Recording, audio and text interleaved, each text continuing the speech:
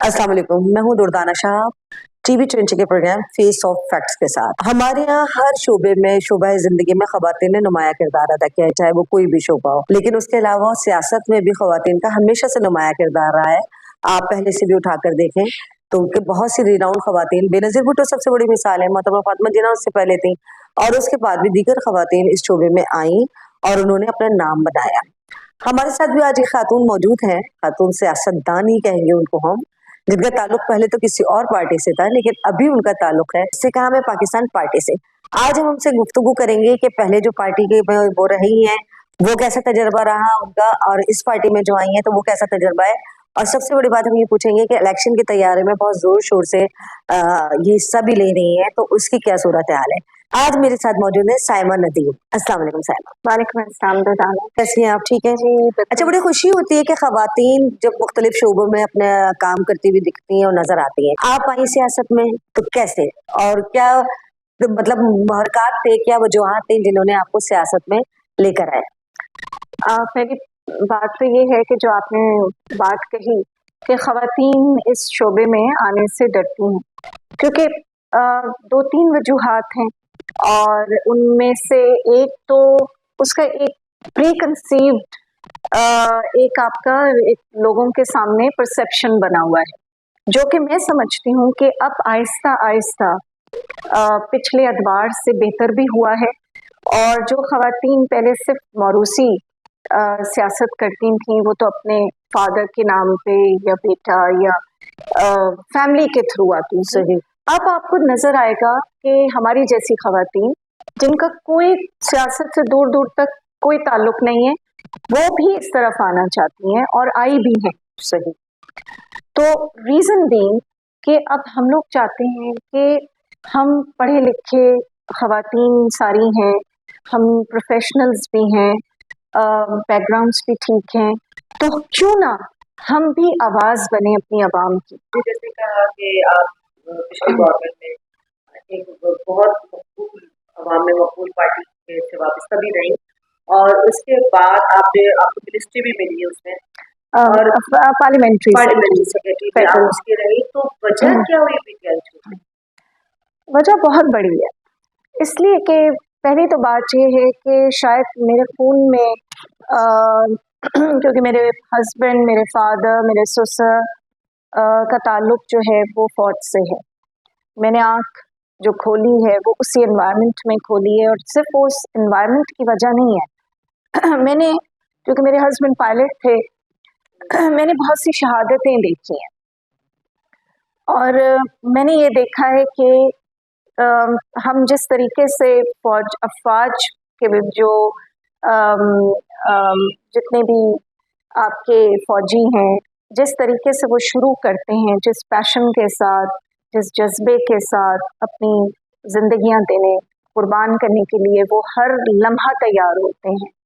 और हम अपने हस्बैंड्स को भी जब भेजते हैं तो कुरान के नीचे गुजार के भेजते हैं, क्योंकि हमें पता नहीं होता कि वो वापस भी आएंगे या नहीं। यही वजह है कि इमरान खान साहब एंटी एस्टेब्लिशमेंट हो गए थे या और वजूहात है? क्योंकि पीपल्स पीटीआई से जो एक ताल्लुक रहा, पीटीआई ने जिन लोगों को रिकग्नाइज करवाया और जो जिन लोगों की पहचान पीटीआई की वजह से बनी और उन लोगों का छोड़कर जाना। अच्छा, मर्द हजरात को तो एक तरह से समझ में आता है जो मिनिस्ट्री में तो कुछ ना कुछ ऐसे इशूज होंगे जिसकी वजह से वो आए, जिनको छोड़ना पड़ा और वो आपकी पार्टी में आए।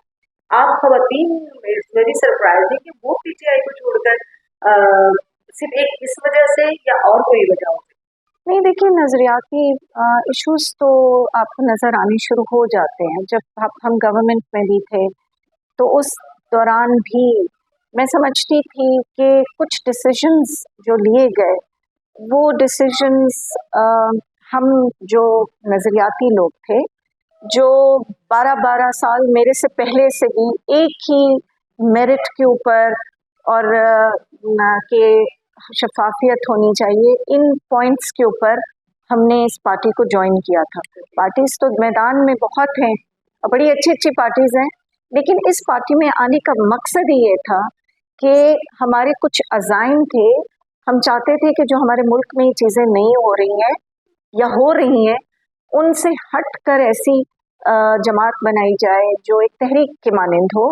तहरीक का मकसद ये था कि उन चीज़ों से हम हटकर मुल्क में काम करें। तो जब आपका वो डिसीजन में बुजदार जैसा अगर आदमी आ जाए और जिसको आप डिफेंड भी ना कर सकें, तो ये एक छोटी सी मैं एक मिसाल दे रही हूँ कि फिर वो मेरिट कहाँ गया। तो हम बहुत सी चीज़ें जो डिसीजंस बाद में हो रहे थे उनमें से इंसान मेरे ख्याल में एटलीस्ट मैं समझती थी कि मैं अलाइंड नहीं हूँ। और मैं पैशनेटली तो मैं उनके साथ थी बहुत सी चीज़ों में और मैं उनकी शुक्रगुजार हूँ। उन्होंने मुझे चुना एमएनए के लिए। इस फेडरल पार्लिमानी सेक्रेटरी के अलावा मुझे पाकिस्तान की जनरल सेक्रेटरी बनाया।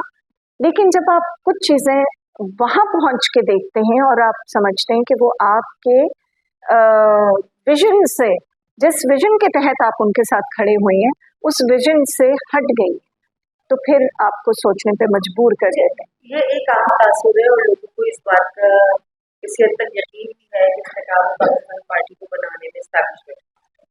और जैसे आपने अपना बैकग्राउंड बताया है कि आप फौजी बैकग्राउंड से हैं और इस तरह के बहुत सारे ऐसे लोग भी इसमें शामिल हुए हैं। तो हमारा जो अब तक का तजर्बा है वो ये है कि किसी चीज को डैमेज करने के लिए इसके लिए कोई एक ग्रुप को खड़ा कर दिया जाता है, लेकिन उसका कोई फ्यूचर नहीं होता पाकिस्तान में। तो आपको इस्तेकाम पाकिस्तान पार्टी का फ्यूचर नजर आ रहा है? देखिए, मुझे किसी ने कोई प्रेशर नहीं दिया इस पार्टी में आने के लिए। जब मेरी वीडियो बनी और उसके बाद मैंने डिसाइड ये कर लिया था कि मैं अब सियासत मोस्ट प्रॉब्ली नहीं करूँ। लेकिन फिर मैंने सोचा कि मैं तो जिस विजन के साथ आई हूँ वो विजन इससे शख्सियत से बड़ा है। मैंने अल्लाह ताला से जो अपनी ज़िंदगी का मकसद बनाया है वो मकसद उससे बड़ा है। मकसद मेरा अवाम को कुछ देना है। तो वो अगर मुझे वो प्लेटफॉर्म, मैं समझ रही हूँ कि ये प्लेटफॉर्म सही नहीं है, तो मैं ज़रूर एक दूसरी जगह जाना चाहूँगी जिसके ज़रिए मैं वो काम कर सकूँ जो मेरे काम रह गए। तो इंशाल्लाह इस पार्टी में आने का तो मकसद यही था कि मैं समझ रही थी कि जो उधर से हट के जो लोग आ रहे हैं ये वही लोग हैं जो उन्हीं चीज़ों में बिलीव करते हैं जिसमें मैं बिलीव करती हूँ। और मुझे इस चीज़ का कोई आगे का वो नहीं है कि ये पार्टी बहुत मजबूत होगी या नहीं होगी। मैं समझती हूँ कि जब हम मजबूत होंगे तो इंशाल्लाह ये पार्टी भी मजबूत होगी। आपने पूरे पाकिस्तान से कितने तकरीबन आप पूरे पाकिस्तान से तो मुझे अंदाज़ा नहीं है, लेकिन वहाँ पे भी अगर कराची में ही हमने 41 जिसमें 12 हमने चलिए कराची में आपने कुछ कैंडिडेट खड़े किए हैं, तो आपको किसी पॉलिटिकल पार्टी के साथ कोई इलाक हुआ इस तरह से सीट एडजस्टमेंट हुई है? क्योंकि यहाँ पर इस वक्त जो कराची में जोर चल रहा है तीन पार्टी का पूरे शहर में नजर आ रहा है, जमात इस्लामी, एमपीएम और पीपल्स पार्टी। पीपल्स पार्टी और एमपीएम से लोग नाला है क्योंकि इतने सालों से उनकी हुकूमतें रही हैं और कराची का हाल नहीं बदला है। जमात इस्लामी की अभी कुछ सूरत हाल क्लियर नहीं। तो आप क्या समझते हैं कि इस सारे सिचुएशन में जो है वो आपकी पार्टी की जगह बना सके? देखिए, हमारी पार्टी तो ऑलरेडी इसलिए जगह बना चुकी है कि हम नेशनल लेवल की पार्टी बने। हमारा ऑलरेडी एक चैप्टर, ये तो एक चैप्टर है ना। पंजाब काफ़ी बड़ा, हुकूमतें पंजाब से बनती हैं।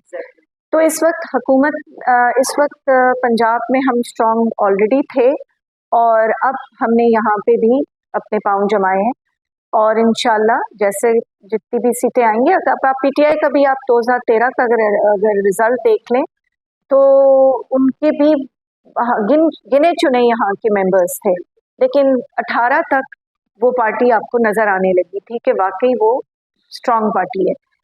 तो यही वजह हमने अपने आप को एक्सपैंड किया। हम केपीके में भी ऑलरेडी हमारे पास अभी से लोग जो हैं वो हमें कह चुके हैं कि वो आना चाहते हैं और यहाँ तक कह चुके हैं कि वो जीतने के बाद भी हमारे साथ ज्वाइन करेंगे। तो ऐसे नहीं है कि ये पार्टी सिर्फ सिंध की होगी या पंजाब की होगी, it will be a national party. और जमात इस्लामी को अगर आप देखें तो उन्होंने अभी तक सिर्फ कराची के हद तक जो है वो किया है, तो उसको आप जो है वो सूबाई कह सकते हैं। MQM का भी यही हाल है कि वो सिर्फ यहाँ सिंध तक जो है वो मुकीद है। बाकी अगर आप देख लें तो हाँ, जो दो बड़ी पार्टीज हैं जिनमें पीपल्स पार्टी हो गई। अब पीपल्स पार्टी का देखिए, पार्टी आपके ख्याल में PTI भी, लेकिन इस वक्त क्योंकि उनके पास अपना निशान नहीं है तो ये उनके लिए काफी सेटबैक होगा। क्योंकि देखें, जब आज़ाद इस वक्त वो लड़ रही हैं, जितने भी उनके मेंबर्स लड़ रहे हैं, तो उसके बाद एक तो कथन ये भी होती है कि 2000 इलेक्शन एक्ट के मुताबिक 3 दिन के अंदर उन्होंने डिफरेंट पार्टीज को ज्वाइन करना है।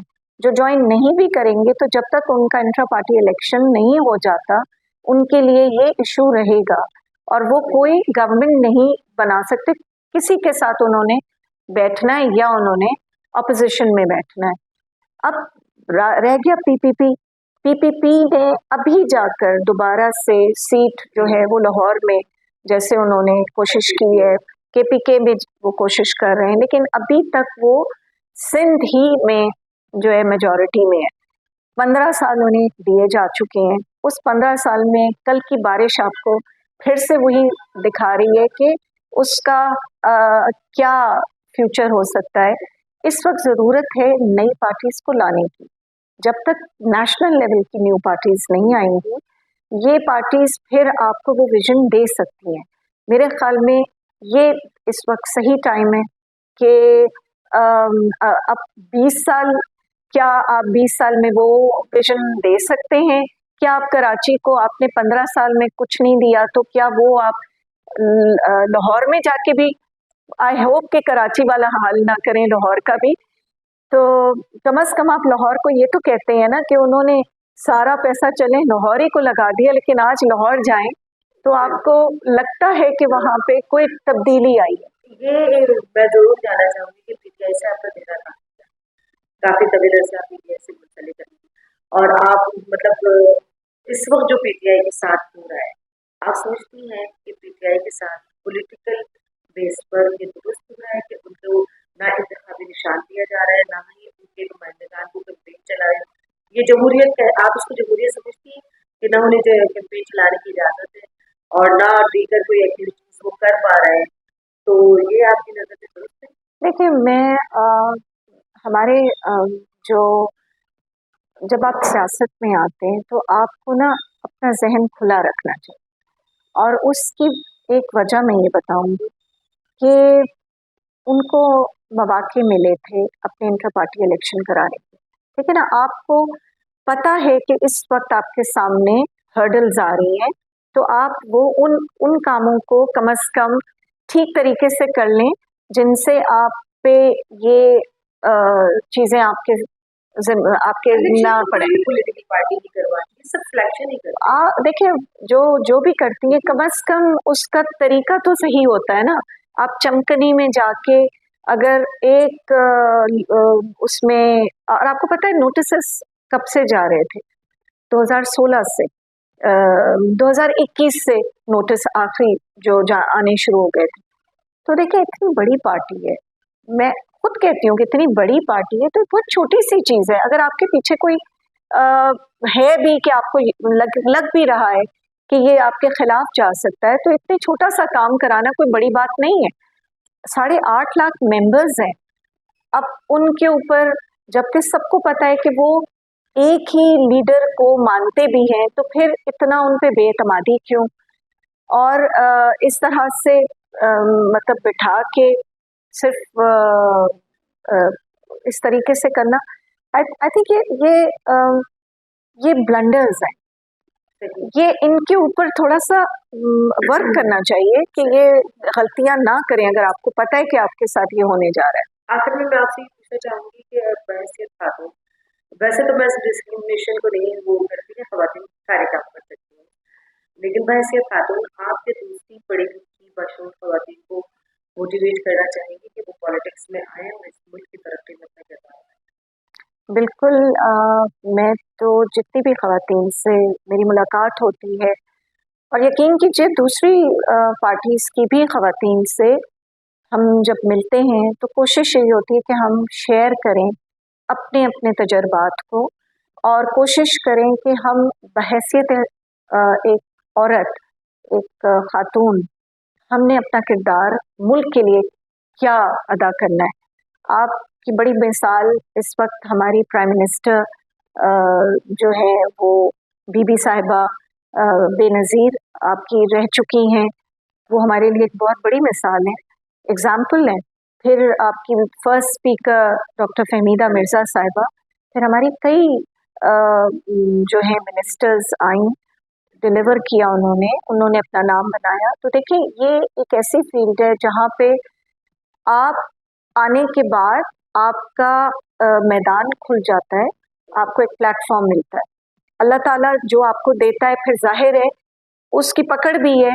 तो कुछ ख़वातीन मैं समझती हूँ उनके अंदर एक सलाहियत है जो हमदर्दाना सलाहियत जिसको कहते हैं, और वो ज़्यादा बेहतर काम करती हैं क्योंकि वो ख़वातीन के एहसासात को समझती हैं, वो बच्चों को समझती हैं, वो समझती हैं और ज़िम्मेदारी से भी काम करती हैं।